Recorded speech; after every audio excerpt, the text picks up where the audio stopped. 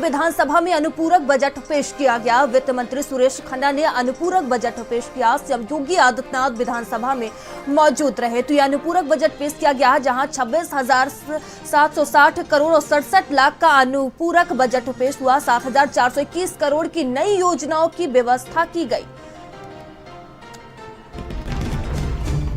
तो यह बड़ी खबर आपको बता रहे हैं, जहां यूपी विधानसभा में अनुपूरक बजट पेश किया गया। लखनऊ से यह खबर है, जहां वित्त मंत्री सुरेश खन्ना ने अनुपूरक बजट पेश किया।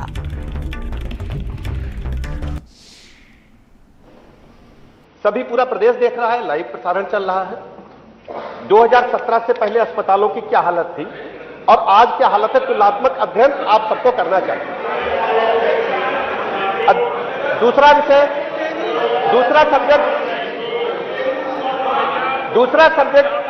दूसरा मैं पॉइंट पे आता हूं, जिस डेंगू के विषय को उठाया है।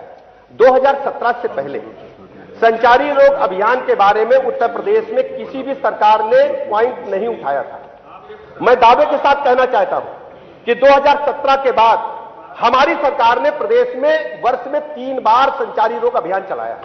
हमने 13 विभागों का समन्वय स्थापित किया है, 13 विभागों का समन्वय स्थापित किया है, जिसमें पंचायती राज, सुनिए प्लीज, नगर विकास। अब इनको अध्यक्ष जी संचारी रोग अभियान के बारे में नहीं पता है। दिक्कत क्या है, हमारे जो समाजवादी पार्टी साथी हैं, उनको क्षेत्र के बारे में ज्ञान नहीं है, उत्तर प्रदेश के डेवलपमेंट के बारे में ज्ञान नहीं है, उनके डीएनए में हल्ला मचाना है। आप सोचिए, आपने नियम बनाया है, पीठ सर्वोपरि होती, पीठ सर्वोच्च होती है, और मैंने नियम में पढ़ा है कि कोई भी व्यक्ति पर्चा, पोस्टर, बैनर लेकर के नहीं आएगा, और कोई सज्जन कुर्ते पे ही छपवा करके चले आए हैं। अब आपसे मैं कहना चाहता हूं, ये देखिए, उधर देखिए, खड़े हो गए। ये अराजकता है, गुरुदेव। मैं आपको बताना चाहता हूं, इन 13 विभागों के समन्वय के साथ जो मच्छर जनित रोग है, उनको पूरी तरह से समाप्त करने के लिए हमारी सरकार प्रतिबद्धता के साथ काम कर रही है। आपको पता होगा, माननीय मुख्यमंत्री जी के गृह जनपद में आपकी सरकार में इंसेफ्लाइटिस को लेकर के हजारों बच्चे काल कलवित होते थे, और संचारी रोग अभियान के चलाने के बाद आज हम उसको 100% कंट्रोल करने में सक्षम हुए। डेंगू का जहां तक सवाल है, मैं आपको बता दूं, लालजी वर्मा जी, आप सामने, आपके बारे में बताऊंगा, मैं बता दूं, मैं बता रहा हूं आपको, हमने टेस्टिंग बढ़ाई है, माननीय अध्यक्ष जी, हमने टेस्टिंग बढ़ाई है, हमने एंटीजन टेस्ट बढ़ाए हैं। जैसे ही बुखार की शिकायत मिलती है, एंटीजन टेस्ट करते हैं। हमने प्रत्येक जनपद में एलाइजा मशीन दी है। आपसे पहले एलाइजा मशीन क्या नहीं थी? आप लोग कहां सो रहे थे? एलाइजी मशीन हमारे प्रत्येक जनपद में है, जिसमें डेंगू के प्लेटलेट्स की जानकारी होती, डेंगू की पुष्टि होती है। हमने जांच का दायरा बढ़ाया है, हम प्रतिदिन लाखों जांच कर रहे हैं, और डेंगू के मरीज को चिन्हित करके उसे उच्च कोटि की चिकित्सा व्यवस्था उपलब्ध कराने का काम हमारी सरकार कर रही है। आपकी पीड़ा दूसरी है, आपकी पीड़ा बुखार नहीं है अध्यक्ष जी, विपक्ष की पीड़ा बुखार नहीं है, विपक्ष की पीड़ा गरीब जनता नहीं है, विपक्ष की पीड़ा है हाय हुसैन हम ना हुए। हम लोग गांव में रहते थे, छाती ठोक ठोक के कहते हाय हुसैन हम ना हुए। पीड़ा इनकी यह है कि विपक्ष में बैठना नहीं जानते, राजकुमार हैं, इनको होश ही नहीं है कि लोकतंत्र में जनता सर्वोपरि होती है, जनता जिसे चाहेगी वही।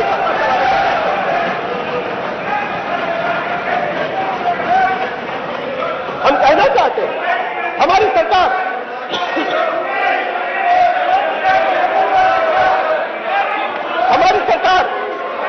इसके लिए पहली बार अध्यक्ष जी, इसके लिए अध्यक्ष जी पहली बार, आपने कोई बात कही है तो उसका उत्तर भी तो सुनिए। जनपद में अखबारों को देखिए, अखबारों का संज्ञान और अखबार प्रदर्शित नहीं किए जाते। मनोज पांडे जी, अखबारों का प्रदर्शन नहीं होता, आपको पता है, आपको मालूम है कि नहीं होता, उनको तो नहीं मालूम, आपको पता है कि नहीं होता।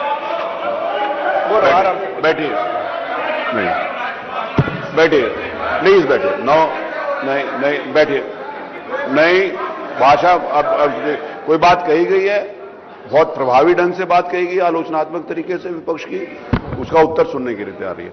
और ये जो दिखा रहे हैं मनोज पांडे जी, आपको इसलिए कह रहा हूं क्योंकि बाकी लोगों को नहीं मालूम होगा, अखबारों को नहीं दिखाया जाता विधानसभा में, ये आपको पता है, आगे से ये ना हो। माननीय नहीं वर्मा जी, ना पूरी बात आप जब बोल रहे थे बीच में कोई नहीं बोला ना, उनकी बात खत्म होने के बाद आप कुछ बोलेंगे तो सुनिए।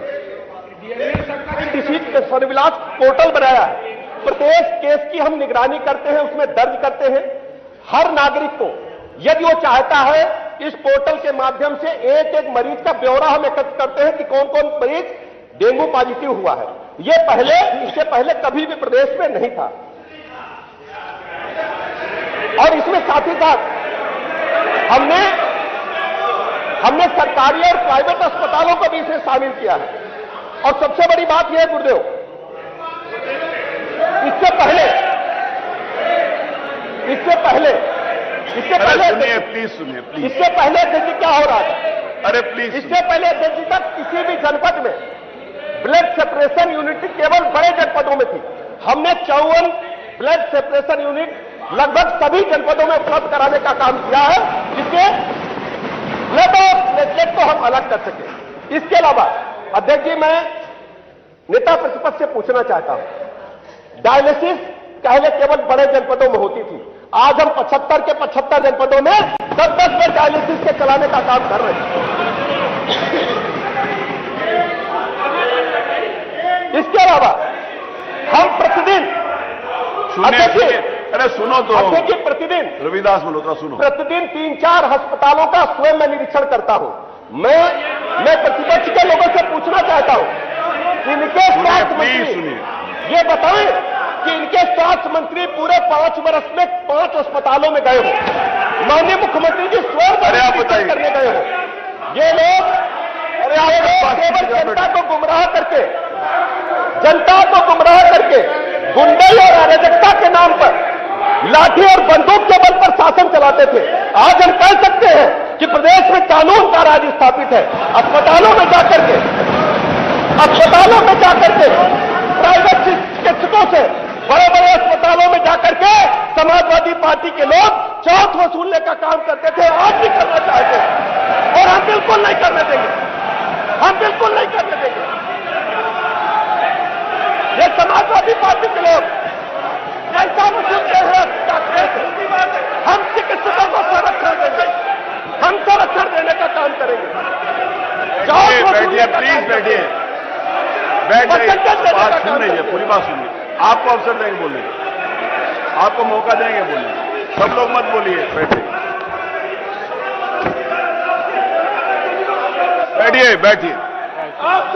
ये नहीं, ये श्रीमान अतुल प्रधान, कोई भी माननीय सदस्य मेरी बात सुन लिए।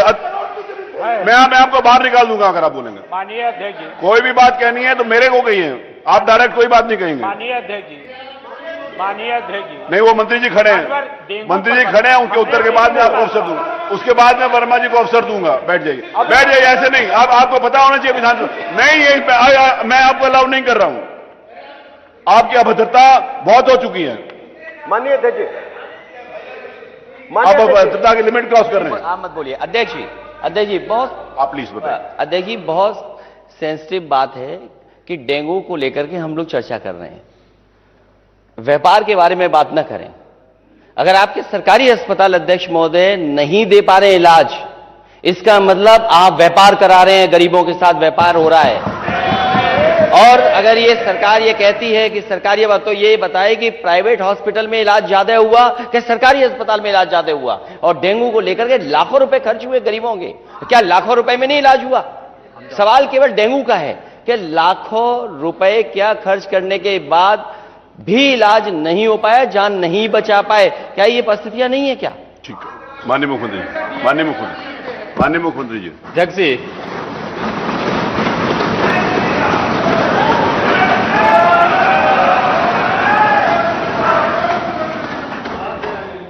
जैसा प्रश्न होगा वैसे उत्तर भी आ रहा है।